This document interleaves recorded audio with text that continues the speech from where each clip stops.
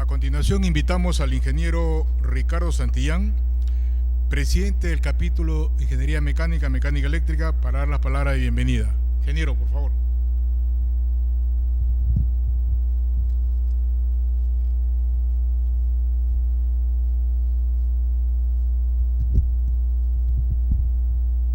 Buenas noches. Bueno, es un placer para mí estar aquí para recibir a nuestro ilustre y distinguido ingeniero Edwin Quintanilla, con el cual he tenido la oportunidad de trabajar en Ocinermin, con las directivas como gerente general. Hemos estado trabajando desde el año 2003 igualmente. Yo creo que hoy día va a ser una conferencia bastante exitosa, porque lo que se tiene al frente realmente es un reto enorme en cuanto a la planificación energética y en general la matriz energética de nuestro país. Creo que hoy día va a ser una conferencia muy importante. Igualmente, solamente quiero expresar muy brevemente lo que estamos haciendo en el capítulo de Ingeniería Mecánica. Tenemos ya formados 4 comités, los cuales enumero muy rápidamente. Es el comité de gas, justamente es el que tiene a cargo la coordinación el ingeniero José Carlos Armas. El comité de energías renovables, el de planificación energética y calderos, a los cuales están ustedes gratamente invitados. Los días de reunión son los días lunes, miércoles, jueves y viernes. Muy bien, sin más que decir, bienvenido, ingeniero Quintanilla, muy amable.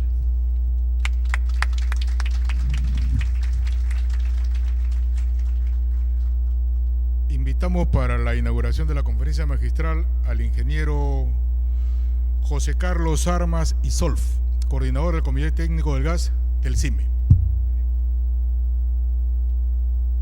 Muchas gracias a todos.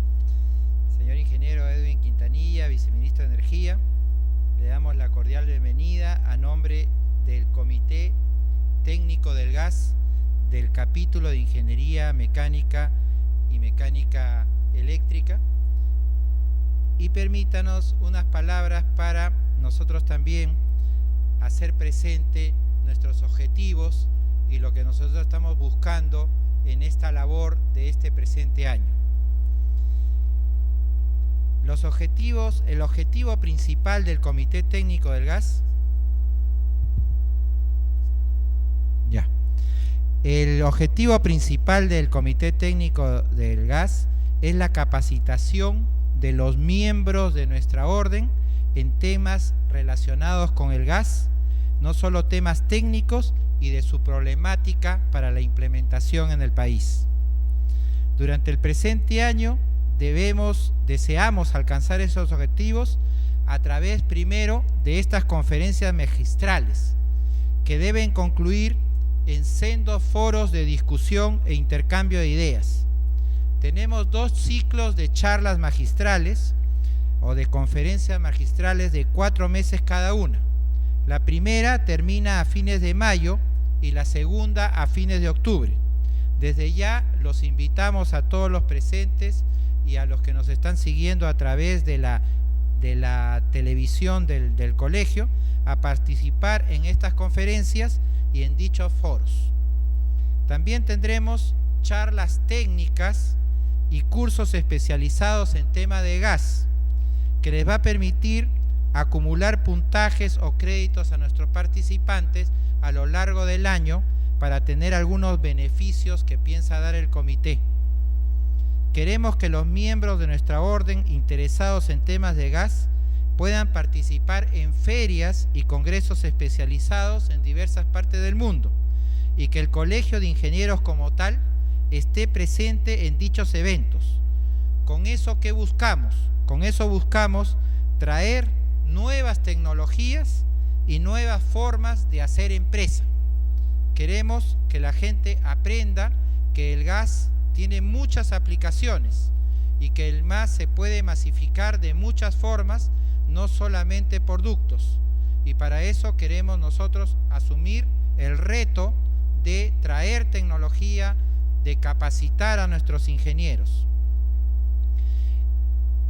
Esta formación técnica con cursos relacionados al gas también van a tener una capacitación en cursos relacionados a la formación de empresas, es decir, la capacitación empresarial de nuestros miembros, como por ejemplo, cómo organizar una empresa, qué fuentes de financiamiento hay disponibles, cómo obtener los permisos y las licencias de funcionamiento, etc. Esperando que al final del presente año ayudemos o colaboremos en la formación de empresas promovidas por los propios miembros de la orden, es decir, convertirnos como unos incubadores de empresas. Por esta razón, este ciclo de conferencias magistrales contará como última conferencia con la presencia de un representante de COFIDE, órgano financiero del gobierno y de apoyo al desarrollo de la masificación del gas en el Perú. Volviendo a la problemática del gas, queremos que las conclusiones de los foros permitan a la dirigencia del Colegio de Ingenieros formar una opinión como tal, es decir, como Colegio de Ingenieros, sobre este importante y controversial tema para exponerlo a la opinión pública y al mismo gobierno, como una opinión técnica relevante producto de la participación activa de los miembros de la orden. Opinión, reafirmo, orientada por los connotados expositores que estamos teniendo a través de este ciclo de charlas. Sin más, y reiterando nuestro agradecimiento, damos por inaugurada esta conferencia y los dejo con nuestro ilustre conferencista, el ingeniero Edwin Quintanilla Acosta. Muchas gracias.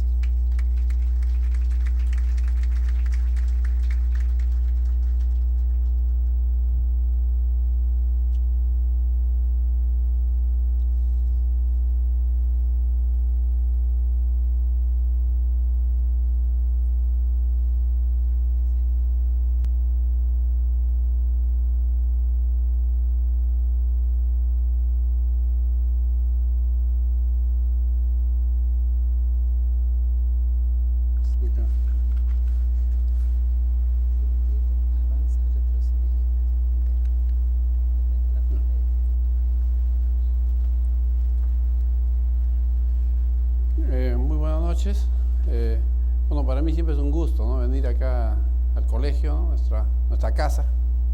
Creo que, digamos, más aún en un capítulo muy estimado como es el mecánica eléctrica, y creo que pues esto nos permite ver con mucha expectativa cómo van esta materia de gas, ¿no? Cuando me pidieron que, digamos, el gas como fuente de desarrollo, realmente me hizo pensar en varias cosas, ¿no? Que efectivamente creo que el desafío nuestro es ubicar al gas en esa línea, efectivamente constituirlo, digamos, como un energético pues que tenga esa virtud, ¿no?, como fuente de desarrollo en el Perú. Yo hoy día quisiera empezar, digamos, señalando cómo está la energía en el mundo, ¿no?, porque creo que es fundamental siempre partir pues cómo está el contexto en general en donde nos movemos. Si uno ve la energía en el mundo, uno tiene que verlo por regiones, porque el mundo no es uno solo, ¿no? El mundo tiene sus regiones, digamos, en cuanto a usos de estos energéticos. Y lo que sí podemos ver, que en resumen, es que el mundo está dominado muchísimo por el petróleo, ¿de acuerdo? En general, creo que no hay región en la cual el petróleo no sea importante. El gas natural es un segundo energético, también cada vez más importante, creciente en su uso. Uno tercero es el carbón, ¿no?, dominante en las grandes economías, ¿no?, también en la China, en Asia, se tiene un importante uso de carbón, ¿no? Luego viene la energía nuclear, la hidroelectricidad y las renovables no convencionales. Entonces, si uno ve este contexto, pues acá uno puede sacar la estadística muy fácilmente. Uno ve Norteamérica, Europa y Eurasia, como se llama acá, y esto más o menos es el mundo es eso, es dominado por esas economías, ¿no? Y quizás obviamente con un aporte del Asia-Pacífico. Entonces, si vemos ese nivel, bueno, la estadística estamos en promedio en lo que decíamos, pero sin embargo, si vemos el caso peruano o el caso sudamericano, hay una diferencia que es notable, ¿de acuerdo? En esta diferencia lo que uno puede apreciar es que la energía hidroeléctrica en estas latitudes es importante, ¿no?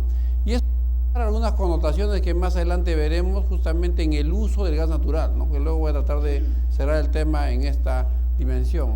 Se tiene uso de hidroeléctricas y también se tienen renovables no convencionales de por medio. Entonces, frente a esto podríamos tener una primera conclusión, ¿no? Que estamos en una región del planeta y en un país específicamente que es de lo más renovable que hay en el planeta, ¿no? A veces se nos vienen con algunas soluciones de fuera, ¿no? Que claro, es importante ser renovable y nosotros lo somos, diríamos, ¿no? Tenemos un uso intensivo de estos recursos con una visión de largo plazo. Esto obviamente no es un tema de unos pocos años, es el resultado de muchísimos años de desarrollo en este devenir. Pero obviamente lo fundamental es caer en un mix. Aquí estamos hablando de energías primarias en general, ¿no? Y un segundo tema que acá vale la pena comentarles es pues la consolidación de lo que es el gas natural en el mundo, ¿no? Entramos a una era en la cual el gas natural es lo que se denomina la edad dorada del gas natural, ¿no? El mundo ya entraba a aquella era de desarrollo del gas natural, que no es solamente en el Perú, sino es en todo el mundo donde el uso de gas es masivo, es intensivo, ¿no? Por ejemplo, el uso de este nuevo energético nos lleva a pensar de que si revisamos un libro hace 10 años, el escenario era diferente.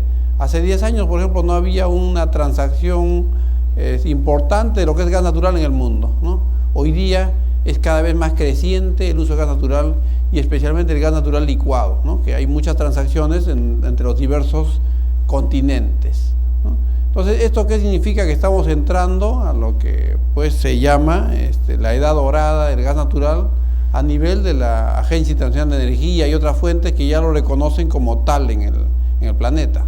Entonces, estamos frente a un energético con mucho potencial, no solamente en nuestras latitudes, sino en todo el globo terráqueo, ¿no? Entonces, eso creo que es un concepto fundamental a tomar en cuenta en este uso energético que se viene por medio, ¿no?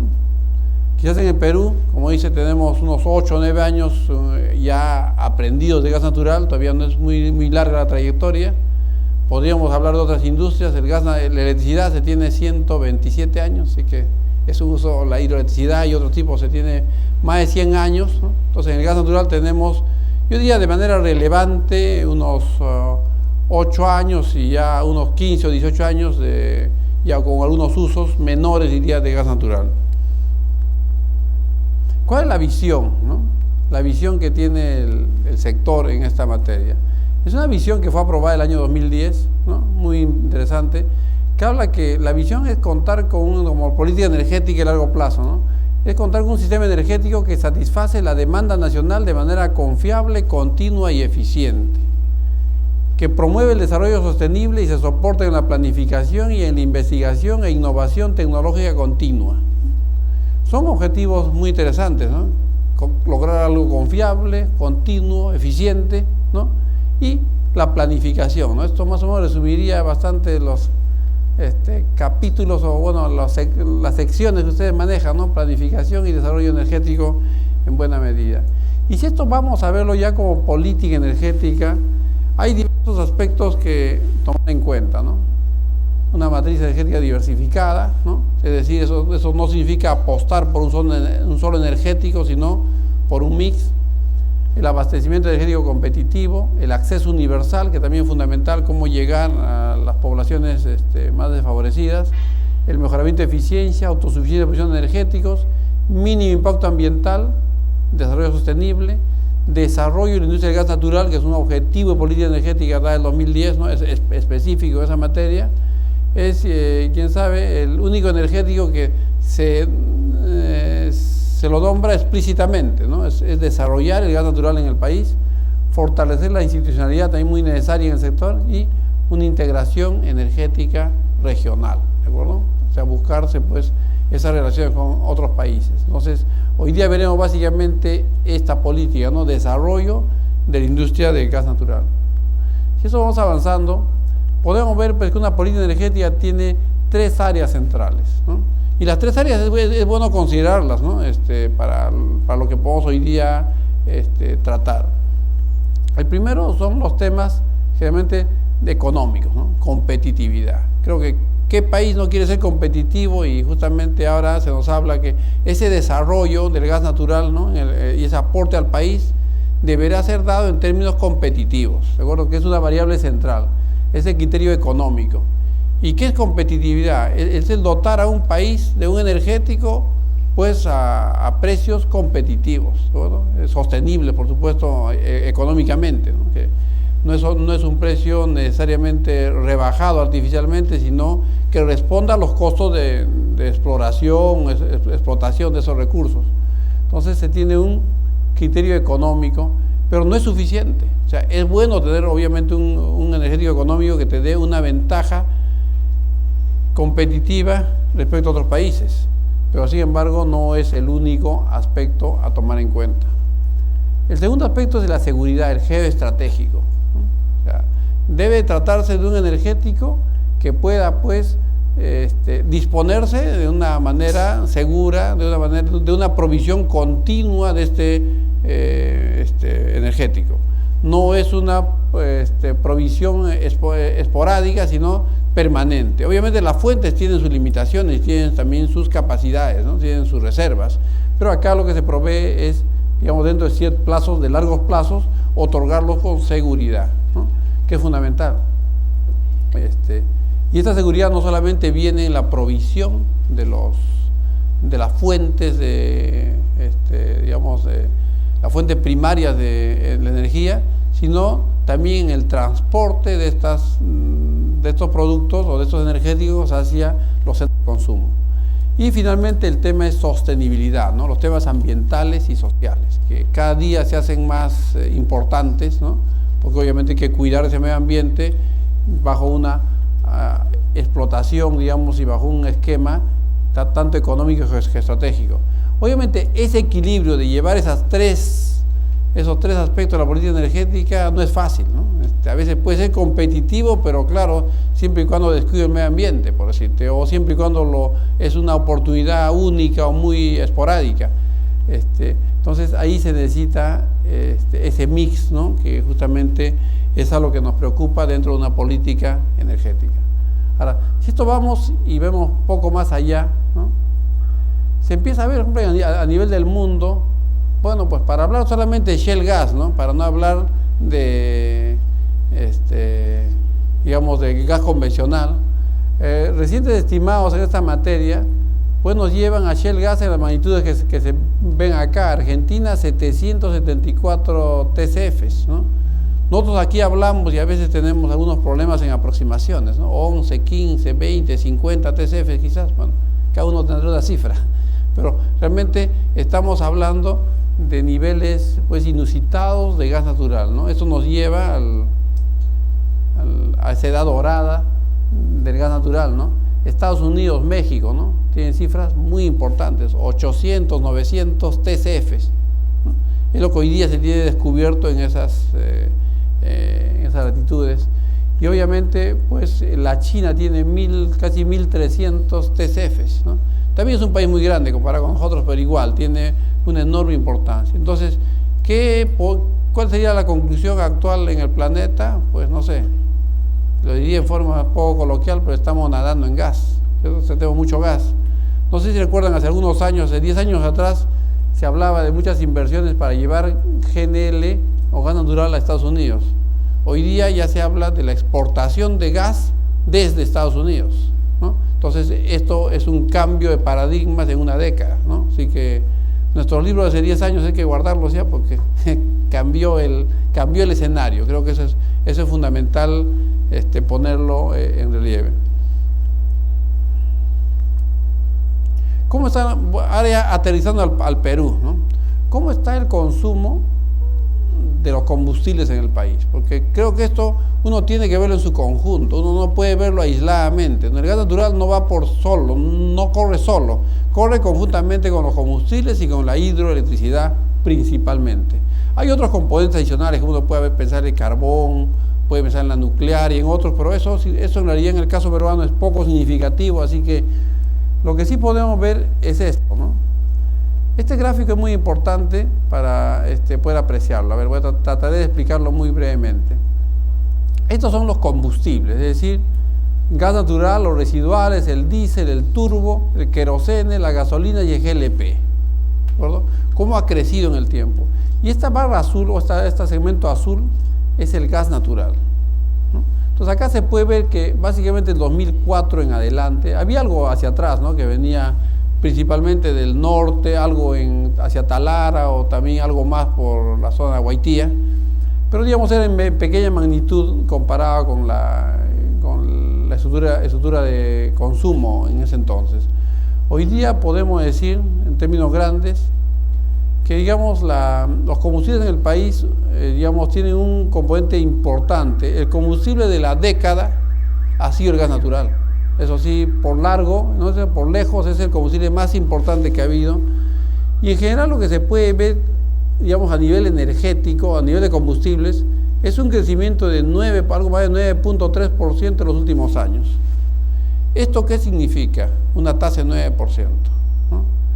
Una tasa de 9% significa que en 8 años se duplica la demanda. ¿De acuerdo? Entonces, en 8 años, ¿qué necesitamos? Otro Camisea, necesitamos otros pozos exploratorios de petróleo, o sea, necesitamos, nuestra magnitud, digamos, se duplica, ¿no? Como alguien decía, lo que no hemos hecho en 100 años lo tenemos que hacer en 10, ¿no? Entonces, esa es la magnitud del cambio y de la ingeniería y del desafío que se tiene por medio con esa tasa de crecimiento. Entonces, ¿qué podríamos decir hoy día de los combustibles? Los combustibles tienen hoy, yo diría, 3 componentes, ¿de acuerdo? Gas natural, diésel 2 y el resto, los otros, ¿de acuerdo? Entonces, y entre los otros, el más importante, yo pienso que el que más emerge es el GLP, ¿no? O sea, el tema de las gasolinas, como dice, tuvo su ciclo, ¿no? Pero el gas natural empieza a, digamos, tener más relevancia que las gasolinas hoy en día. ¿De acuerdo? Hay un desafío, y más que eso, hay un desarrollo interesante. El querosene terminó, el turbo, se tiene algo de ello, y el diésel, ¿no? El diésel que es importante. Igualmente los residuales están muy limitados, ¿de acuerdo? Entonces, lo que podemos decir es que hay pues 1/3 de gas natural y 1/3 de diésel, ¿no? Que son los componentes interesantes. Ahora, si en esto en el tiempo hay que crecer o sustituir, es obvio que el segmento grande a emprender es el diésel. Y como veremos, el diésel en generación es menor. El diésel importante es un diésel de transporte, ¿no? De transporte público, transporte pasajero, transporte de carga y otros similares.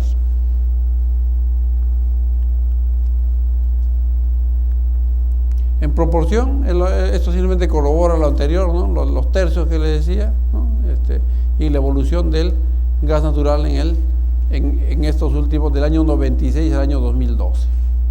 Entonces, son criterios y aspectos de evolución del sector que es bueno ponerse para ver cuál es la tendencia y la perspectiva en el país. Y si vemos la balanza de hidrocarburos, esto es muy interesante porque hay exportaciones e importaciones. Entonces, acá se puede ver qué estamos exportando.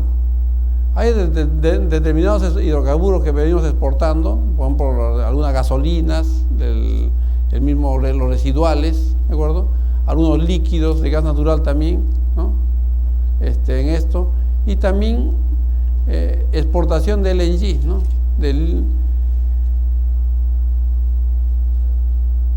Digamos, la exportación de gas también que se tiene por medio. Ahora, importación de hidrocarburos también es bien importante, esta importación de hidrocarburos, ¿no? O sea, entonces, y en el balance neto aún mantenemos un saldo, digamos, negativo de hidrocarburos, pero bueno, con una tendencia felizmente a salir, ¿no? A ya lograr, esperemos en los próximos años, un mejor equilibrio en esa materia, ¿de acuerdo? Entonces, este sería una evolución de la importación y exportación y de la balanza de hidrocarburos. Ahora, viendo cómo está el país y cómo está el sector en esta materia, lo que podríamos decir es lo siguiente, ¿no? ¿Cómo ha crecido la red de distribución de gas natural, ¿no? Hemos pasado de 220 kilómetros de redes el año 2005 hasta 2.500 hacia, bueno, que es lo que tenemos registrado a enero del 2013, ¿no? Entonces, es un crecimiento enorme, ¿no? Y básicamente en redes de polietileno la mayor parte, ¿no? Hay redes de acero igualmente, pero las redes domiciliarias son las que dominan esto en cuanto a crecimiento en kilómetros. En habilitaciones, en cuántos clientes se tienen, se cuenta en el Lima y Callao en torno ya a 94.000 usuarios, ¿no? 94.000 familias que usan ya gas natural. Y si esto lo vemos en el contexto, por ejemplo, de todo Lima, podemos decir que 95.000 es todavía poco, ¿no? Porque si vemos en el ámbito eléctrico, tenemos más o menos 2 millones de suministros eléctricos. En este caso estaríamos en menos de 100.000, ¿no? Entonces ahí hay mucho todavía por desarrollar en el nivel de gas natural, ¿de acuerdo? Pero obviamente ese gas tiene que ir reconocido con ese concepto también de competitividad, ¿no? En este rubro. Es decir, o sea, sí ha habido un avance significativo en lo que son las redes y los consumidores de gas natural, pero aún no suficiente. Otro aspecto que creo que sí ha sido central en esta materia es el gas natural vehicular. Hacia enero de 2013 se cuenta con 206 gasocentros, ¿no? Aquí falta el dato, pero en 2006 eran 4 gasocentros. De 4 hemos pasado, en unos 6 años aproximadamente, hemos pasado a 206 gasocentros. Entonces ya es un porcentaje enorme de crecimiento. Sin embargo, se ve en los últimos años ya una tasa menor también de crecimiento de gasocentros, ¿no? Hubo un boom inicial, pero sin embargo hoy en día se tienen 206 gasocentros funcionando, ¿no? Ya operativos, 22 gasocentros en construcción, 85 gasocentros listos, o sea, autorizados a invertir, ¿no? Entonces, estos gasocentros pues tienen ya sus licencias, digamos, ¿no? Los informes técnicos favorables ya preparados para instalar estos gasocentros. Entonces, se dan cuenta que acá hay un enorme stock de inversiones también disponibles para entrar en operación, ¿no? Y bueno, y pocas unidades que están en trámite aún para ser, digamos, incorporadas, ¿no? Entonces, acá podríamos llegar a una primera conclusión de que el crecimiento de gasocentros ha sido importante. Estos atienden a aproximadamente 150.000 vehículos en el país, o sea, 150.000 autos, taxis en su mayor parte, que vienen siendo pues abastecidos de estos gasocentros. Y digamos se tiene un stock de inversiones, y esto focalizado principalmente en Lima metropolitana. Ahí el desarrollo del país, el desarrollo del gas vendrá básicamente en las provincias y también la profundización en Lima, pero digamos también hay mucho que desarrollar en las regiones especialmente. Una segunda conclusión en esto sería pues que este es un segmento, ¿no?, que creo que ha tenido, a todos nos ha dado una agradable sorpresa en el sentido que se ha podido dinamizar y tiene más competitividad que otros energéticos para estos cambios, digamos, en este caso sin entrar a ningún esquema de subsidios en particular. Entonces, ¿cómo ha evolucionado el gas natural desde agosto de 2004, ¿no?, fecha de entrada del proyecto de Camisea? Hemos pasado más o menos de 50, algo en torno a 50, 60 millones de pico cúbicos día a prácticamente 530 millones de pico cúbicos día en la máxima demanda en un momento. O sea, es una evolución de 50 a 550, ¿no? Una tasa de crecimiento, hasta el 2012 al menos estábamos en orden a 30% por año. Es una tasa muy grande de crecimiento respecto a este aspecto inicial. Claro, uno podría decir, obviamente se crece ese ritmo porque había pues había una escasa demanda, ¿no? Bueno, aquí hemos entrado muy fuertemente a este desarrollo de gas en el tiempo, y aquí podemos ver los 3 segmentos principales. El segmento eléctrico, ¿no?, en torno a un 60% más o menos, luego veremos la presentación. Luego el segundo segmento industrial y el segmento de gas natural vehicular. Como ustedes pueden ver, el segmento residencial casi no se nota, pero está muy abajo, con una muy pequeña participación. Entonces, Acá lo que podemos decir, al menos en el caso peruano, es que el gas tiene mucha presencia, principalmente en la generación eléctrica, ¿no? Ese ha sido el usuario central en el uso ha sido el usuario principal del gas natural en esta última década, ¿no? En general. Ahora, la pregunta es, ¿y esto por qué varía de esta forma, ¿no? Porque es un concepto, digamos, un tanto estacional, como se ve, y la deducción es muy simple, ¿no? Porque esto va principalmente con el régimen hidrológico que se tiene en el país. Es decir, el gas natural se complementa en estos meses que hay más producción hidroeléctrica, ¿no? El gas natural deja de consumirse, ¿no? Acá, por ejemplo, hace un tiempo vi uno de los medios de prensa decía el gas natural ha descendido el último mes 15 o 20%, me parece que dijo, de el consumo del mes, ¿no? Y obviamente lo que no analizaba es que habíamos pasado de una estación seca, bueno, una estación húmeda, o de una seca a una estación húmeda, entonces disminuía la demanda, ¿no? Entonces es estacional. Y esta es una diferencia bien importante que nos diferencia de otro tipo de latitudes, ¿no? Yo suelo decir esto cuando a veces enseño estos casos, que una cosa es el gas natural en un país que tiene poco régimen, o sea, pocas hidroeléctricas, como vimos al inicio del planeta, ¿se acuerdan? Y otra cosa es donde uno tiene una importante presencia hidroeléctrica, porque justamente esta origina estas oscilaciones en el tiempo. Y por ejemplo acá, ¿qué sucedería? Y que ya no lo hemos tenido desde el año 2004, una sequía prolongada, por ejemplo, en términos de lluvias, ¿no? Entonces tendríamos posiblemente un uso mayor de energía. Y también puede suceder exactamente lo contrario, el día que tengamos un año hidrológicamente abundante, digamos así, con muchas lluvias, entonces tendremos también un menor uso de gas natural en esa circunstancia. Esta es la composición que decíamos: 60% generadores eléctricos, 53%, casi 13% gas natural vehicular y 26% la industria, ¿no? Esos son los componentes. Comerciales y residenciales estamos en 0,7%. ¿De acuerdo? Esto es en millones de pies cúbicos día. Entonces tenemos una composición de este orden que nos lleva a pensar, digamos, que pues sí requerimos, obviamente, consolidar algunos sectores, y el gas natural vehicular sí fue, digamos, un componente, o es un componente importante. Si esto lo llevamos a producción de generación, ¿no? Podemos ver pues que el sistema interconectado nacional, ¿no? Tiene una producción térmica y una producción hidroeléctrica, ¿no? Entonces acá se puede ver que el gas natural ha soportado el crecimiento durante estos años, ¿no? O sea, ha sido un crecimiento fuertemente basado en gas natural. Esto obviamente ha equilibrado mejor la producción y la balanza, digamos, la matriz eléctrica, pero claro, obviamente ahí hay que también buscar resituar esto y buscar cómo desarrollar estas fuentes renovables, porque entendemos que esta fuente de gas natural tampoco es permanente, ¿no? Tiene ciertas reservas que hay que manejarlas con cuidado. Entonces, esto, por ejemplo, es el uso que se ha tenido en el sistema eléctrico desde el año 2001 en adelante, ¿no? Y los últimos años principalmente con carácter, digamos, o usando el gas natural. Si esto lo vemos en el mundo, ¿no? Aquí hay una proyección hasta el 2040. ¿No? Y en el mundo uno puede ver pues que esto ha ido cambiando, ¿no?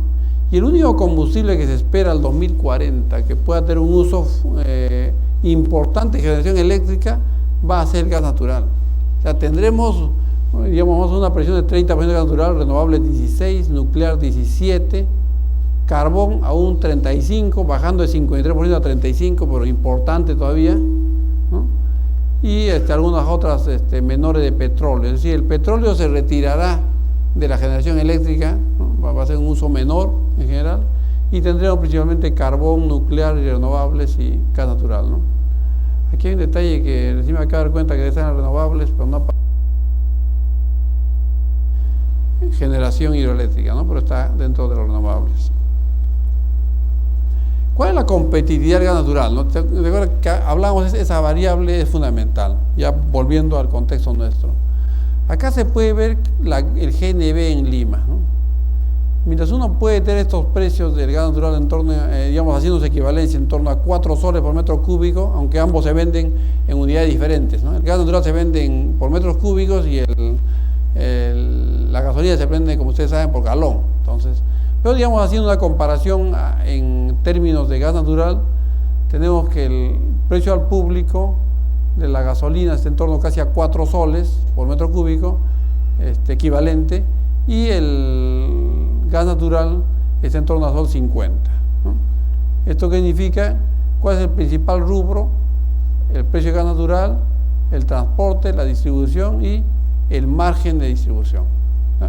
Cuando se habla de margen de distribución, a veces se ha confundido, no se habla de utilidad del que vende GNB, sino es de la inversión, operación, mantenimiento y también utilidades de quien provee el servicio del gasocentro respectivo, ¿no? Entonces, diríamos en grandes números, el gas natural es pues más o menos entre 35-40% del precio de la gasolina del equivalente, ¿no? Entonces uno tiene ahí una diferencia bien importante en esta comparación. Pero si a esta comparación le añadimos la conversión, ¿no? Uno puede ver que efectivamente esa conversión tiene pues un componente. Obviamente eso depende en qué tiempo se paga la conversión. En este caso se ha supuesto en un año y a una tasa de 18%, pero esto va a depender de a qué tasas de financiamiento se consiga y en qué plazos, ¿no?, se pague el gas natural. Pero aún convirtiéndolo en esa alternativa es efectivamente más económico que las gasolinas. Esto habría que compararlo también con el GLP, que es un poco más competitivo que la gasolina, que no está en este gráfico, pero que estaría bastante cercano a esta conversión si no se dan las condiciones de financiamiento como para tenerlos en 2 o 3 años. Otro aspecto que es importante verlo es la competitividad del gas respecto al uso residencial, ¿no? En este caso es un consumo de un balón de gas, ¿de acuerdo? En este caso lo que se tiene, el consumo de GLP, si fuera 37 soles, equivalentes a sol por metro cúbico, es 2.50, ¿no?, a un poder calorífico equivalente, y el gas natural estamos en torno a 1 sol, ¿no? También es casi un 40% del valor alternativo, ¿no? Pues en este caso también le incluimos la conversión, ¿no?, porque hay que instalarse dentro de la casa, pues hay que dotarla de una instalación interna que pueda acoger el gas natural, ¿no? Eso también depende del financiamiento y las condiciones. En el caso más complejo es pero siempre tenemos cierta ventaja, pero una vez que esto se cancela, digamos, se puede regresar a esa ventaja, ¿no? Siempre hay una diferencia que es favorable. Es decir, hasta acá podríamos decir que tanto en el gas natural, respecto al principal insumo, digamos, energético competitivo, que es la gasolina, es favorable. Igualmente en GLP, obviamente con algunas restricciones y algunos problemas en cuanto a las conexiones internas y al desarrollo de la red en sí. Luego, en lo que es la industria, esta ventaja es mayor. Si uno compara el residual con el precio de gas natural, bueno, pues la ventaja es casi más o menos de 4 o 5 a 1 igualmente, entonces tiene una ventaja importante. Y bueno, siempre hay algún costo de conversión adicional. Ese es un promedio de esos costos, porque hay que adecuar también la instalación. No es solamente usar el equipo que tenemos, sino convertirlo para estos usos de gas natural, ¿no? Ahora, yendo al caso eléctrico, porque hasta acá hemos visto los vehículos, hemos visto la industria y hemos visto entonces, ¿qué pasa en el ámbito eléctrico, ¿no? Lo que podemos decir acá es lo siguiente. Por ejemplo, acá le presento 2 láminas muy interesantes: agosto 2003, agosto 2012, ¿no? Y la pregunta es ¿por qué agosto, no? Agosto es el mes que se usa, digamos, que más se usa la generación térmica. Es el mes que hay menos agua en el sistema, es el mes más seco, digamos, dentro del ámbito, del ambiente eléctrico. Entonces uno puede decir acá que en este mes, en el año 2003, el 80% era hidroeléctrico, ¿no? Y había algunas otras fuentes en menor orden, ¿no? Pero el 80% se hace una matriz eléctrica dominada por la generación hidroeléctrica, ¿verdad? digamos, el año pasado, que fue el último agosto del 2012, ya se puede ver que hemos llegado, este fue el primer año en el que se produjo más energía eléctrica con gas natural que inclusive con hidráulica. Se llegó a 49% versus un 46%, ¿no? Y también otras menores, pero finalmente estamos en ese orden, que, digamos, prácticamente en dos mitades, ¿no? Gas natural e hidroeléctricas en el mes más seco, ¿no? Con menos agua. Esto obviamente nos hace ver que hay meses en el que se pone en estrés el sistema de gas, que es en aquellas estaciones, digamos, o aquellos meses que hay menos uso. Si esto lo ponemos, digamos, una comparación, habríamos crecido pues 35% anual durante 9 años en gas natural, ¿no? O sea, es un crecimiento muy grande respecto a esa fuente de generación que nos ha llevado a justamente ponerlo como un insumo para el desarrollo nacional. O sea, siempre uno se puede poner a pensar qué cosa hubiera hecho, pero dice que esa palabra no existe, ¿no? Porque ya fue. Cuando uno se imagina que algo fue al pasado, ya no puede retroceder. Esa es la realidad. O sea, sucedió aquello. Lo que podemos es transformar el futuro, ¿no? Buscar cómo mejorar esta situación. Y en infraestructura no es siquiera un futuro inmediato, es un futuro de largo plazo. Por ejemplo, si uno quiere en este momento iniciar una obra hidroeléctrica, ¿no? Es posible iniciarlo hoy día, ¿no? Pero lo más probable es que esa obra se va a inaugurar el siguiente gobierno y se va a rentar en los siguientes 6 o 7 gobiernos, ¿no? Ese es más o menos el ámbito de las inversiones a largo plazo. Es ahí donde se requiere un compromiso de Estado más que de gobierno, ¿no? En cuanto a las políticas de uso energético. Si esto lo vemos, digamos, en el ámbito de la competitividad, yo sé que es difícil comparar, ¿no? Porque uno diría, si uno no tiene gas natural, ¿con qué lo compararía? ¿De acuerdo? Lo que uno puede acá llegar, yo llegaba, digamos, traté de aproximar una solución en esto, ¿no? Entonces, la licitación de suministro de electricidad de largo plazo, hechas por los INERMIN, digamos, en el contexto de suministro de demanda, ¿no? Suministro de las distribuidoras de electricidad principalmente, se han hecho 6 procesos, me parece, 6 o 7 procesos de subasta por 3.800 megavatios, que van desde 2014 al 2021, en plazos un poquito diferentes, pero ese es el... Bueno, aquí hay un error, creo que es más de 2021, creo que es 2025, me parece que es, pero bueno, en fin, es un periodo largo, ¿de acuerdo? Y el precio está entre 49 y 52 dólares megavatio hora. ¿Esto qué significa? Es un mix gas natural e hidroeléctricas. Ese es el mix, digamos, que se tiene, diríamos con predominancia de gas, de alguna manera. Entonces se tiene en torno a 50, 51 dólares como promedio de un monómico de energía de largo plazo, ¿no? Dadas por las subastas, ¿no? Y la licitación de suministro de electricidad que generó Proinversión, ¿no? De puras hidroeléctricas, han habido también compromisos de inversión de hidroeléctricas. Estas han estado entre 61 y 68 dólares por megavatio hora. Estos han sido 650 megavatios en el concurso, pero está sacando más de, yo diría, si sumamos todos estos, debemos estar en 1.300, 1.400 megavatios aproximadamente, ¿no? Que se inaugurará, que la mayor parte se culminará hacia el año 2016, ¿no? Está Chagui, Acero del Águila, entre otros, ¿de acuerdo? Chévez. Entonces, ahí se tienen estas centrales que, si me siento, está fuera de licitación, pero las centrales son de una mayor capacidad. Entonces, acá puedo hacer una comparación, ¿no? Más o menos hay 13, 14 dólares por megavatio de diferencia. Si eso lo ponemos en valor, uno podría llegar a una conclusión, ¿no? Obviamente hay que probarla esta. Estamos hablando más o menos de unos 500 millones de dólares por año, ¿no? De diferencia, ¿no? Entre contar solamente con una fuente mixta a contar con una fuente hidroeléctrica pura, digamos, ¿no? En esencia de tener este tipo de centrales. Entonces, claro, tiene que ser un mix, ¿no? Pero siempre es interesante, ya que hoy día queremos hablar de la competitividad y del desarrollo del gas, pues hay una diferencia notable. Algunos hablan que el gas de Camisea es subsidiado, ¿no? Y yo no conozco algún subsidio que tenga el gas. El gas nadie lo subsidia. El gas, ese pozo, el lote 88, fue licitado en las condiciones que se tienen y se otorgó una regalía producto de esa. O sea, no hay, digamos, subsidio alguno en el caso del lote 88. Ese fue el precio que se obtuvo en ese entonces. Eso tampoco significa que los lotes futuros salgan a ese precio, ¿no? Pero bueno, cada energético tiene su problemática y su desarrollo en general. Y en el caso de las hidroeléctricas también, ¿no? Creo que los temas ambientales, sociales, no lo hacen muy fácil de poderse desarrollar, pero en fin, ese es justamente el desafío de llevar adelante estas iniciativas de forma tal de que se puedan concretar esas inversiones.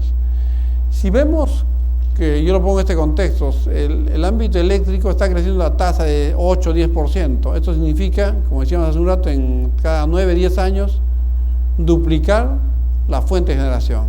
Entonces, ¿qué necesitamos en ese tiempo? Justamente duplicar esas fuentes de gas e hidroelectricidad principalmente en ese periodo, y creo que ese será el desafío que tengamos que emprender desde todos los ámbitos como país, si es que queremos hacer sostenible ese suministro energético, ¿no? Ahora, en adición a lo que hemos presentado, esta competitividad entre diversos usos del gas natural, tanto a nivel residencial, vehicular, industrial y eléctrico, lo que podemos ver acá es que también tenemos obviamente redes de distribución, ¿no? A la fecha podríamos decir que tenemos dos distribuidoras. Una distribuidora que es Cálida, ¿no? Que está, como ustedes conocen, en Lima, ¿no? Con una red principal, digamos, y un sistema, digamos, de iniciación del gas, ¿no? Y luego también se tiene, digamos, hoy día la distribución en Ica, ¿no? También naciente, ¿no? O sea, es un sistema más joven que el de Lima, todavía no en pleno uso, en construcción buena parte de ello. Hay una empresa que se denomina Contugoas que está en la zona, hay un contrato de concesión que le refiere a ciudades como Pisco, Chincha, Ica, Nasqui y Marcona. Justamente en este momento se encuentra en construcción un gasoducto hacia Marcona, ¿no? Ya ese gasoducto debe estar con un 50-60% de avance aproximadamente, es un gasoducto ya en construcción en la costa sur. ¿Qué ha significado esos 8 años de operaciones de Camisea para el Perú, ¿no?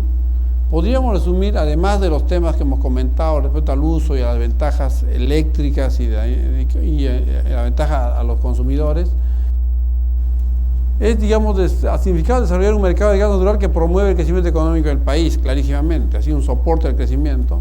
Luego, los ingresos del Estado por concepto de regalía han sido superiores a 4.000 millones de dólares, ¿no? O sea, ha habido un aporte interesante para el país en términos de regalías. Asimismo, ha generado ingresos para regiones beneficiadas por el Canon y el FOCAM. Ha permitido disminuir el déficit de la balanza comercial al dejar de importar productos sustituibles por el gas natural, ¿no? Hemos sustituido, digamos, usos de gas natural como las gasolinas, como el diésel y otros, ¿no? Ha permitido la transformación de nuestra matriz energética al introducir el gas natural como combustible de los sectores industrial, residencial y vehicular. Y también ha asegurado múltiples oportunidades de desarrollo en actividades e industrias conexas desde las medianas hasta las pequeñas y microempresas. ¿Qué viene a futuro, ¿no? Porque también hasta acá hemos visto básicamente cómo está el pasado, ¿no? Y en el futuro hay mucho que conversar, de repente pues vamos a dejarlo la mayor parte para las preguntas y las inquietudes que se puedan dar. Pero yo podría enunciar acá que entre los proyectos que hay en desarrollo, yo diría centralmente son 4, ¿no? En lo que denominamos proyectos de desarrollo. El primero es la exploración de los lotes 88, 56, 57 y 58, ¿no? Y procesos de certificación de nuevas reservas de gas natural, ¿no? Ese es un trabajo permanente, ¿de acuerdo? En esto es importante decirle lo siguiente, ¿no? Creo que no hay país en el mundo en el que tenga pues tantas reservas, por así decirlo, no va a ser reserva para 200 años, porque si hubiera eso ya nadie más hace exploraciones y ya no continuamos con esa actividad. O sea, nadie certificaría muchas reservas. Siempre los países han ido con certificaciones en periodos más cortos. Luego, también se está trabajando en lo que es la ampliación de capacidad de transporte de gas natural por ductos hacia la costa, ¿no? En una primera etapa hasta 650 y en una segunda etapa con una compresora hasta 850.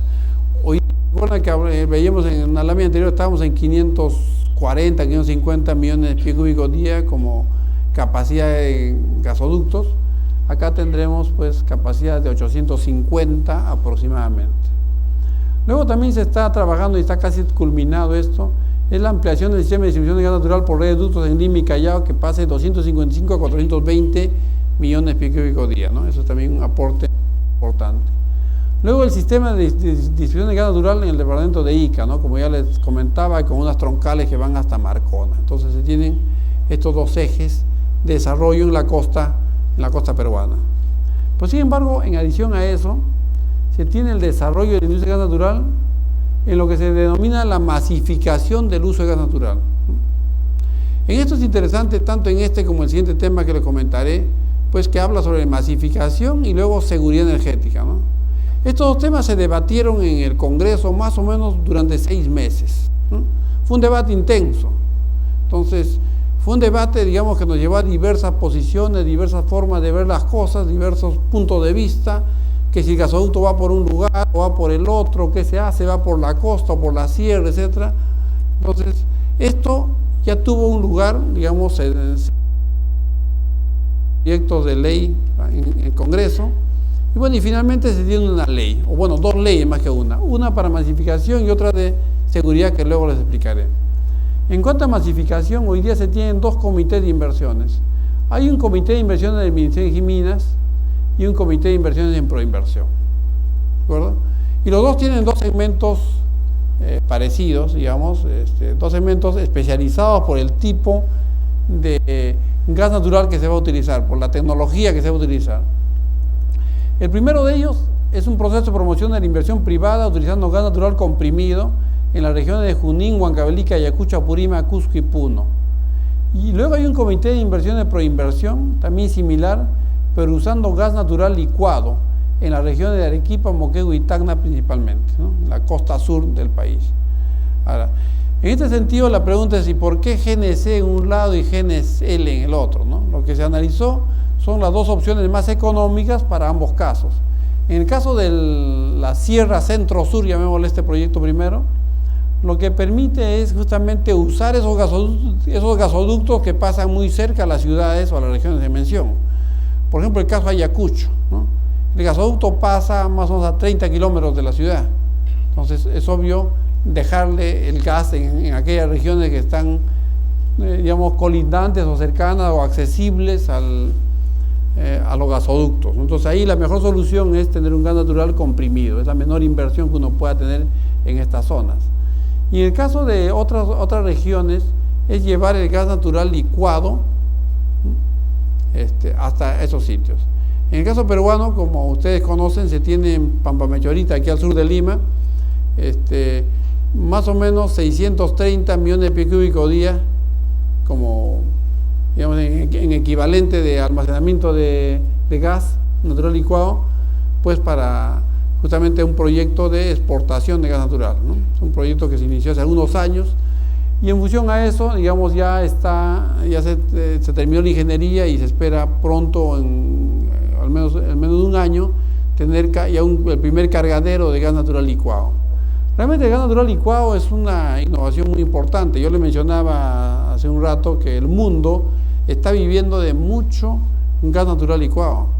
Yo le llamo es el nuevo crudo, porque de una manera el crudo ha sido reemplazado hoy día en el mundo ya con esas reservas de gas con GNL, ¿no? Gas natural licuado. Y no solamente es un transporte por buques, también es posible un transporte por vehículos y usarlo eso en esas condiciones, ¿no? Lo fundamental ahí, en la visión que se tiene, es fundamental tener el gas natural licuado, digamos, es decir, tener la opción más económica. Lo importante es contar con el gas natural. No importa el medio de transporte, lo fundamental es tenerlo de manera más económica y segura posible, ¿no? Esto, digamos, tiene un proceso de desarrollo. Yo sé que de partida esto puede chocar. Algunos creen que el gas natural es solo gasoducto y no es así. En muchos países en el mundo, en Europa, en Estados Unidos y en muchos lugares, esta es una solución combinada. Es una solución que a mí me hace recordar mucho la solución eléctrica, ¿no? Primero habían sistemas aislados, y los sistemas aislados se consolidaban, tenían cierta demanda, y a partir de esa demanda recién venían las líneas de interconexión, que eran las líneas de transmisión o los gasoductos en este caso, ¿no? Entonces hay que buscar la opción más económica para poder abastecer las diversas regiones. En lo que es el afianzamiento de la seguridad energética y el desarrollo del gasoducto subperuano, existe un comité pro seguridad, se denomina, ¿no? Esa es una ley, la 29N70, que se dio también en diciembre del año pasado, donde se cuenta con varios temas, cada uno de ellos me imagino pues para una conferencia en realidad, porque habría que empezar a profundizar cada materia en particular. Yo trataré de enunciarlos. El primero de ellos es de seguridad energética propiamente. En seguridad energética, como repito, ya luego de un debate sobre la materia de más o menos 6 meses, se llegó a estas conclusiones, ¿no? Primero, un oleoducto y un gasoducto, ¿no?, de redundancia para seguridad energética, entre Malvinas y Chiquinquirá. Chiquinquirá es la salida de la selva, ¿no? Son más o menos 200 kilómetros, paralelo al sistema actual, ¿no? O sea, se contará con un sistema de seguridad energética, tanto a nivel de oleoducto como de poliducto. El gasoducto del sistema existente, bueno, el segundo gasoducto es desde el sistema existente, es decir, del gasoducto de la selva hacia Anta, Cusco, ¿no? Es un segundo gasoducto. Un tercero, saltando el gasoducto, es el gasoducto sur peruano, que va desde Anta hacia la costa sur del país. Entonces son 3, gasoductos y poliductos, ¿no?, que se construirán. Esta inversión está en torno a unos 3.000 millones de dólares aproximadamente, ¿no? Esa es una inversión y un comité que se encarga de su promoción, ¿no? Entonces, estos son gasoductos que están ya en desarrollo, cuentan con su comité, cuentan con su plan de promoción. Ya se sacó la convocatoria para el primero de ellos, que es los oleoductos y gasoductos, ¿no? Luego también se cuenta con lo que se denomina el nodo energético del sur, ¿no? Ese nodo energético del sur va a estar en la costa sur del país, ¿no? Y la generación que se prevé es hasta de 2.000 megavatios, ¿no? Son 2.000 megavatios que se logran gradualmente, ¿no? Hay algunos que cuando han visto los 2.000 megavatios un poco que han pensado que eso es un solo instante, y no es así, sino esto va y acompaña la demanda. Es como el caso de Chilca, ¿no?, aquí en Lima, que no han sido los 2.000 megas o más de 2.500 megas en un solo round, sino han sido pues en un periodo de más o menos 8 o 10 años. Luego se tiene también otro rubro importante en seguridad que se está en proceso. Este nodo energético del sur también cuenta ya con su comité pro seguridad, y las próximas semanas se debe estar anunciando ya la convocatoria. Se tiene la planta de regasificación de gas natural en Pampamechorita, ¿no? Esta también es una medida de seguridad importante. O sea, eso nos permitirá regasificar ese gas natural licuado en condiciones de emergencia cuando sea necesario, ¿no? Entonces hay que instalar una planta de regasificación para esos fines en esta instalación. Entonces esto permitirá justamente contar con elementos de seguridad en torno a estos gasoductos, ¿no? ¿Esto a qué nos llevaría? Si vemos una política energética, más que a un tema de competitividad, nos lleva a un tema de seguridad energética, ¿de acuerdo? Seguridad porque, claro, la otra forma es vivir con un solo tubo y arriesgarnos a que pues tengamos fenómenos diferentes, ¿no?, en el uso de ese gasoducto. O sea, pueden haber, por ejemplo, interrupciones, ¿no? Son obras de infraestructura que en algún momento van a fallar. O sea, es difícil pensar que un gasoducto no tenga ningún incidente en su vida. Siempre lo va a tener, y lo tienen en cualquier lugar del planeta. Hay una tasa de fallas, ¿no?, de estos gasoductos que son propios de la inversión. Y luego también se tendrá pues lo que se llama el polo petroquímico del sur, ¿no?, basado principalmente en el uso del etano en esas regiones de la costa sur, ¿no? Esto todavía no cuenta con un comité, pero se estima que en los próximos meses ya se debe estar constituyendo un comité, ¿no?, para desarrollar este polo petroquímico. Entonces, como verán, son inversiones muy importantes dentro de lo que tenemos en el país. Son inversiones, digamos, grandes, a las que podríamos denominar pues megaproyectos, ¿no? Pues son proyectos que nos hablan de cientos o miles de millones de dólares, ¿no?, que nos tiene que llevar a pensar de cómo desarrollar estos de una manera racional, eficiente y, digamos, como parte de una política energética, y que efectivamente se constituya en una ventaja, ¿no?, una ventaja competitiva para el país, ¿no? Creo que esto será central en lo que se pueda hacer, así que, no sé, yo estimo que más o menos estamos en el tiempo, no sé cuál es la mecánica, pero yo a disposición de ustedes. Gracias. Bueno, yo lo que le podría decir sobre el suministro de gas domiciliario, creo que hay que ponerlo en la siguiente perspectiva, ¿no? Esas son obras de infraestructura que requieren pues muchas inversiones en general. O sea, son obras de infraestructura que van a tomar, yo diría, bastante tiempo para poder emprender con esa masificación. Ahora, acá lo deseable es, por supuesto, tener una masificación enorme, pero no nos olvidemos que, digamos, son obras de infraestructura que implican inversiones importantes en esta materia. Y también implica, digamos, que tengamos pues consumidores dispuestos a usar el gas natural, ¿no? Que son, o sea, que haya oferta y que haya demanda, porque hay zonas aquí en Lima que cuentan con redes de gas, pero en algunos casos aún no cuentan con las familias, digamos, preparadas o dispuestas a usar el gas natural. Entonces, creo que en ambos aspectos hay que trabajar. Yo diría desde 2004, en realidad, si ustedes ven las estadísticas, el último año más o menos, o sea, los últimos años, yo diría en términos grandes, hemos duplicado el año anterior, ¿no? en número de usuarios, ¿no? Obviamente siempre va a ser deseable mucho más que esto, pero sin embargo esto va a estar limitado principalmente por los incentivos que se puedan dar, ¿no? a este desarrollo. Esto se puede evidenciar, obviamente hay experiencias que han tomado en el mundo muchos más años en ese desarrollo. Hay experiencias exitosas, ¿no? que también a considerar, pero sin embargo estas experiencias sí, habría que precisar en el caso de las redes domiciliarias, han significado, digamos, importantes aportes del Estado principalmente, ¿no? para empezar a desarrollar estas inversiones. Creo que dependerá principalmente de esto. Bien, una siguiente pregunta para el ingeniero Edwin Quintanilla es: el tren Yurimaguas-Iquitos, al transportar LNG, gas natural licuefactado, ¿puede reemplazar a la línea de transmisión de 220 kilovoltios Moyobamba-Iquitos? Proyecto que por inversión a un costo inicial de $500 millones tiene programado convocar el segundo TRIN 2013.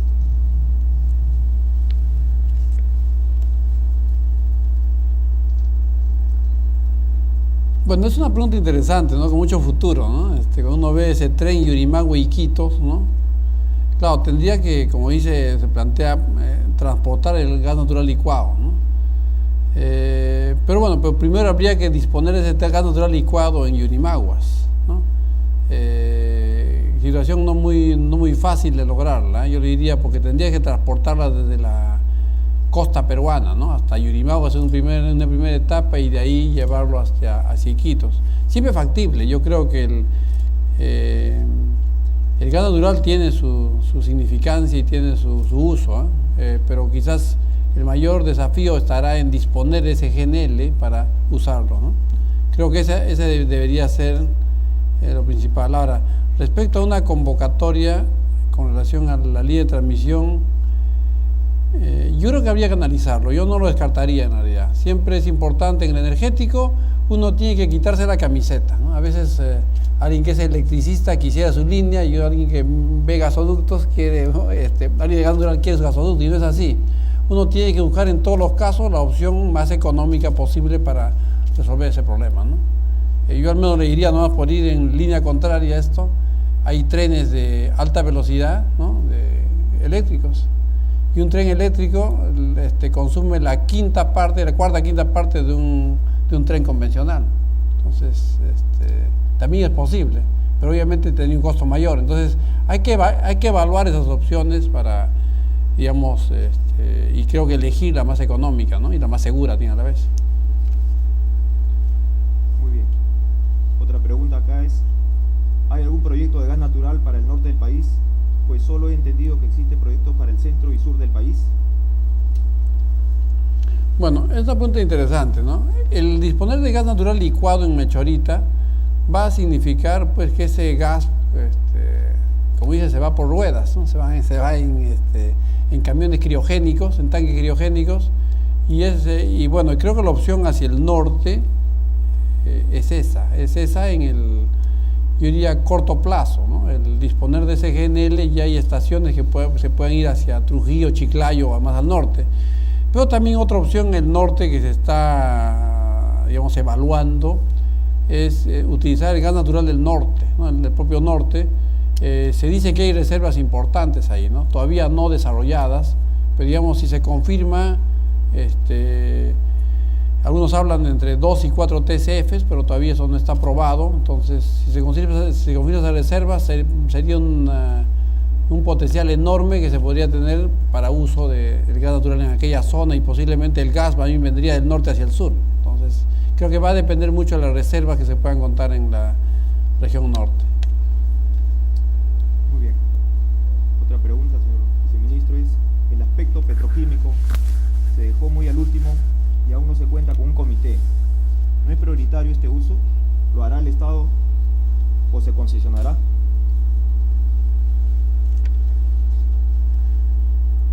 Bueno, el tema petroquímico es complejo, ¿no? Es complejo, en realidad es, yo diría, muy fácil enunciarlo y muy difícil implementarlo. Creo que este tema en realidad no es que se deja hacia el final, sino que este polo petroquímico debe contar primero con un aseguramiento del gasoducto hacia el sur, ¿de acuerdo? Porque claro, si no se tiene eso, no hay polo petroquímico posible. Entonces, lo que primero está yendo bien es la infraestructura de transporte hacia el sur, y a partir de esto vendrá la promoción del polo petroquímico. ¿Lo hará el Estado, se concesionará? ¿No? Bueno, eso dependerá de la política que se siga, ¿no? Yo creo que al final siempre, ya hoy día se habla de lo que es una asociación público-privada, ¿no? Porque aquí hablamos de inversiones muy importantes, ¿no? Inversiones, digamos, que van entre 10 a 12 mil millones de dólares. Entonces habría que poner una serie de plantas petroquímicas, tanto de metano y etano en la costa sur, que más bien lo que se está haciendo es creando las condiciones, tanto como la provisión de gas o etano, y la provisión de energía eléctrica para este importante polo en el sur, ¿no? Pero creo que hay que verlo también con mucha seriedad. En esencia, yo diría, es un polo fundamental, es una industria muy importante, pero que implica también que se debe emprender no como una aventura, sino más bien como un proyecto muy responsable, ¿no? Con un análisis muy pertinente en esta materia. Bien, haremos unas preguntas más. Bueno, acá hay una pregunta que creo que el señor viceministro dijo que no se conocía que el gas natural era subsidiado en una parte del mundo. Sin embargo, haremos esta pregunta, ¿no? Debido a que el consumo del gas predomina en la generación eléctrica industrial respecto al uso minoritario en las viviendas, ¿en la tarifa actual existe subsidio cruzado?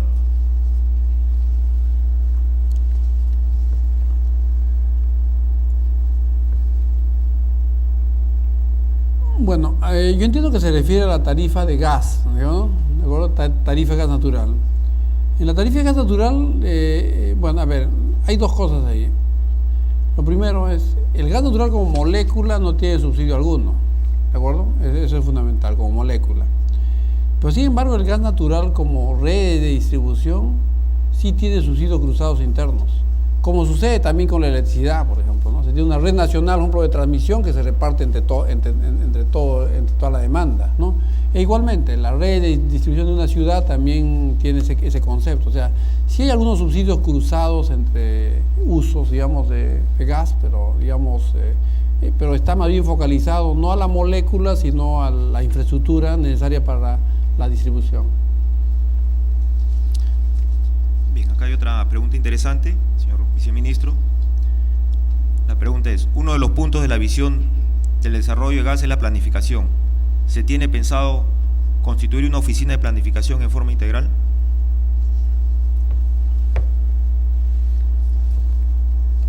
Bueno, mi respuesta sería sí, ¿no? Efectivamente se está trabajando en aquello. Yo lo que le podría decir es que, bueno, a mí me alegra que también el capítulo acá tenga ¿cómo le llaman? Una sección, un comité de planificación, que creo que es, digamos, en esencia, yo diría, fundamental para el desarrollo de un país, y más en un país que crece a estas tasas que estamos viendo, ¿no? Que son tasas muy aceleradas. En general, yo lo que sí le podría decir es que en lo concreto, en este momento, en gas natural, perdón, en energía, lo que se tiene es un estudio, ¿no? de una comisión que se conformó el año pasado, la comisión de las bases de la planificación, ¿no? En la cual yo también formé parte, y ya se tiene, digamos, los análisis, los escenarios y los productos de la planificación identificados y los periodos de revisión de estos, ¿no? Es un producto muy interesante. Y un segundo aspecto es que se tiene en este momento ya un convenio con el BID, ¿no? Justamente para la implementación de un área de planificación en el sector de energía, ¿no? O sea, son pasos ya concretos que se están dando para armar una oficina, y más que una oficina yo diría un ente, ¿no? Un ente de planificación energética en el país. Bien, otra pregunta acá interesante, señor viceministro, es si existen los estudios de factibilidad para las plantas de etano y metano, ¿por qué aún no se ha nombrado el comité especializado para el complejo petroquímico del sur? Bueno, lo que yo le podría decir en esta materia es que justamente a partir de los análisis que se hicieron en este tema, pues se ha visto la necesidad de priorizar ese desarrollo que ya les comentaba de los gasoductos en primer lugar, ¿no? Gasoductos y poliductos, y luego también a partir de esto será el mismo comité, y el comité en realidad está nombrado, o sea, es el Comité de Seguridad Energética y de Desarrollo de Polo Energético. No nos olvidemos que la ley que se emitió tiene ese nombre, el nombre compuesto, y ese comité que se dedica a aquello. Este comité ya está conformado, lo que faltaría sería, digamos, culminar con el plan de promoción de este polo petroquímico, que justamente se está en ese análisis, ¿no? No es un tema muy sencillo, porque la petroquímica también requiere de un precio competitivo del etano, no es tampoco cualquier precio el que pueda usarse en un complejo. Entonces esto depende de la cadena justamente. Una vez estructurada esta, recién se puede pasar a la siguiente etapa, que es la utilización del del gas o del etano para estos fines, ¿no? Bien, otra pregunta es, ¿cuál es su posición y opinión respecto al proyecto que Savia desea desarrollar en Sechura? ¿Y qué opinión tiene acerca del proceder de Savia con el medio ambiente?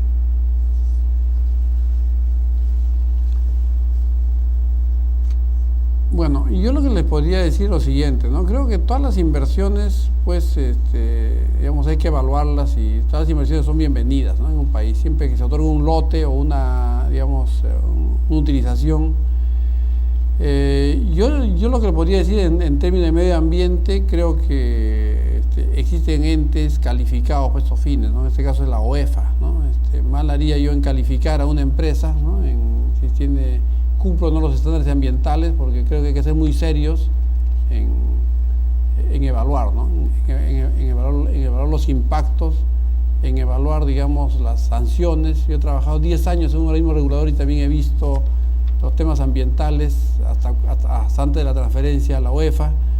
Pero bueno, pero creo que cada caso hay que analizarlo con mucha seriedad. Realmente no se puede adelantar un juicio en torno a una empresa mientras no se haya aprobado, y esto sigue un proceso sancionador, ¿no? Creo que es un tema, a mí me parece fundamental en nuestra democracia, ¿no?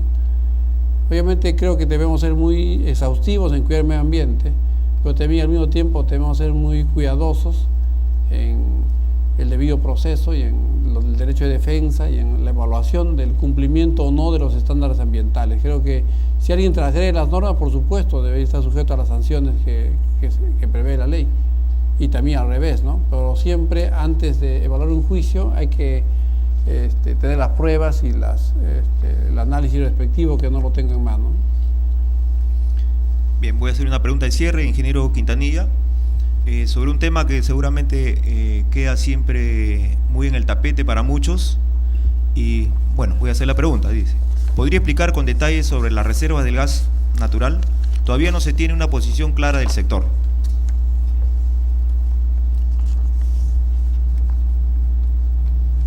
Bueno, la reserva de gas es un tema muy importante, ¿no? O sea, como dice, si no se tiene la molécula, pues poco se puede hacer. Y creo que ahí es un tema importante. A ver, el gasoducto del sur, por ejemplo, estaba constituido bajo un paradigma, ¿no? El paradigma inicial que se consideraba era, y que es el paradigma lógico en todos los casos, es tener unas reservas y poner en valor esas reservas y sacarlos a la costa, ¿no? Generalmente. ¿Y por qué la costa? Porque uno tiene que sacar los líquidos e inicialmente procesarlos. Puede ser también otros puntos, pues digo, en general el concepto es ese, ¿no? Llevar hacia en el caso nuestro, hacia la costa el gas, donde están los mercados más grandes, porque claro, hay que financiar esos gasoductos y poliductos que sean necesarios. Entonces, ese concepto se cambió, ¿no? Porque si esperábamos certificar reservas, nos hubiera pasado digamos, algunos años, ¿no? De repente 2, 3, 4 años mientras certificar reservas, y después de certificar reservas, recién uno tenía que ir a desarrollar los gasoductos, los poliductos, la planta de fraccionamiento y otros elementos de esto. Entonces, más bien se fue por el concepto de seguridad energética, ¿no? Con eso me explico. El gasoducto del sur se está yendo con las mismas reservas actuales, se desarrolla una infraestructura. Eso es un cambio de paradigma en general que es fundamental y que hace posible que este proyecto se desarrolle en un menor tiempo. Ahora, en cuanto a reservas, que le podría decir es, pues, hoy día se tienen reservas probadas, ¿de acuerdo? Y siempre hay que hablar, creo que con mucha seriedad en cuanto a reservas, ¿no? Obviamente uno puede especular que hay más reservas, y creo que todos deseamos que haya más reservas, ¿no? Pero una cosa diferente es el deseo que uno pueda tener, y un tema diferente es cuánto de esas reservas están certificadas expresamente y certificadas por entes válidos, ¿no? Que no digamos de cualquier forma. Entonces, lo que se tiene hoy día, digamos, en el país son, digamos, reservas certificadas o reservas aprobadas, 11.2 TCF, ¿no? Por el reviso lote, ustedes pueden entrar al portal del ministerio y pueden ver las composiciones. Sería muy largo detallar en cada lote en particular. Obviamente eso que les hablo es en la selva sur, ¿no? En torno a Camisea. En el noroeste se tiene también probados 1.2 TCF, y en Aguaitía 0.21 TCF, ¿no? Esos son las reservas probadas que se tiene por medio. También hay, pues, reservas probables, ¿no? O posibles, pero sin embargo esos ya son valores que son más especulativos y que en algún momento se confirmarán. Ahora, lo que yo quisiera decir es que en torno a Camisea se hablan, y a veces hay anuncios que algunos medios hacen, pues, en algún momento, pero eso a veces es simplemente una especulación, ¿no? O un trascendido de estos. Pero sin embargo, cuando uno va a financiar un proyecto, uno no puede decir que tal revista o tal periódico me ha anunciado que hay reservas, ¿no? Uno tiene que ir al banco y probar que hay reservas cuando uno quiere financiar una obra de inversión. Entonces, sí, yo considero que es muy importante, ¿no? O sea, las reservas requieren ser certificadas para poder ser aprovechadas. Creo que eso es central. Mientras no sean certificadas, ningún proyecto será viable. Ahora, obviamente todos quisiéramos que las reservas se certifiquen, ¿no? Cuanto antes. Y hay un tema de la comercialidad de las reservas. Teniendo esos gasoductos y poliductos en torno a la selva, estamos acercando esa selva al mercado en buena medida también. Aparte de dar condiciones de seguridad, se está acercando hacia el mercado, lo cual va a acelerar este proceso de certificación de reservas. Muy bien, agradecemos al ingeniero Edwin Quintanilla por su brillante exposición y las respuestas que ha brindado. Esperamos que haya dejado bastante satisfechos. Pido por favor un fuerte aplauso para el ingeniero Edwin Quintanilla. Gracias.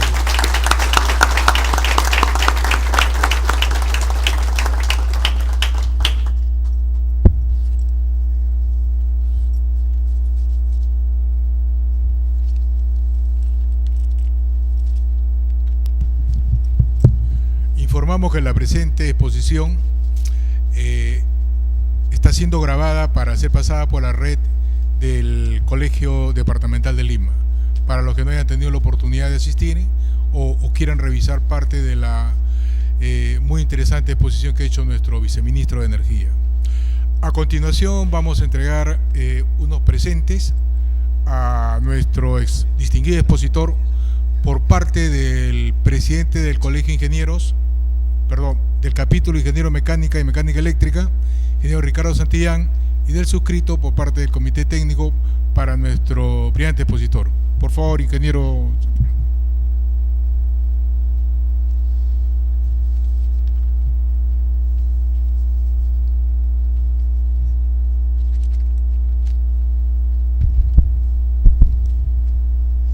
Ingeniero Quintanilla, en nombre del capítulo de Ingeniería Mecánica y Mecánica Eléctrica, le otorgamos este diploma por tan brillante exposición. Muchas gracias. Muchas gracias.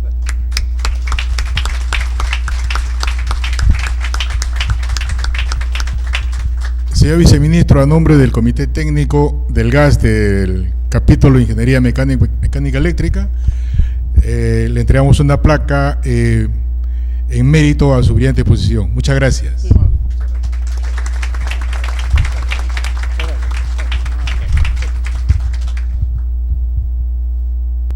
Bueno, hemos llegado al final de la brillante exposición del ingeniero Edwin Quintanilla. Les agradecemos por su presencia en este magno evento y no quisiera, antes de terminar las palabras, decirle que nosotros estamos como capítulo de Ingeniería Mecánica y Mecánica Eléctrica muy entusiasmados desarrollando estas actividades, este primer ciclo de conferencias en Gas Natural y el segundo ciclo que se está cerrando en agosto. Obviamente al final vamos a hacer un gran fórum en el cual vamos a desarrollar conclusiones, recomendaciones que irán dirigidos mediante nuestro Consejo Departamental seguramente a las entidades gubernamentales, ¿no? Por otro lado, igualmente quiero manifestarles que estamos desarrollando también, organizando el CONIMERA, el 20º CONIMERA, que se va a realizar del 18 al 21 de junio de este año. E igualmente está como proyecto también realizar un gran congreso de energías renovables y planificación energética, donde seguramente el ingeniero Quintanilla será uno de los principales expositores. Señores, colegas, directivos y miembros del Comité Técnico de Gas, les agradecemos mucho por su presencia y nuestro agradecimiento especial al ingeniero Edwin Quintanilla. Muy amable, colegas. Gracias.